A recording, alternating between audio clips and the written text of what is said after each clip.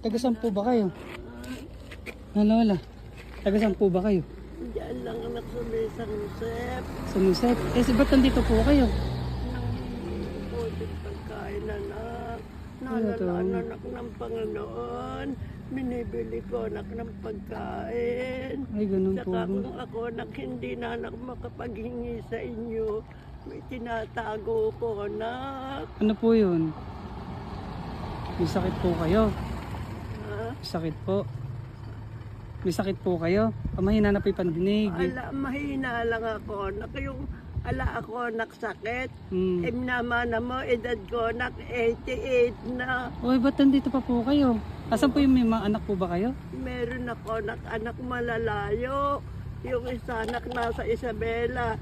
Yung isa anak napunta ng Palawan. Hindi dumayo anak. Hindi na nakauwi. May 5 Pero taon na. dinadalaw naman po May kayo? 5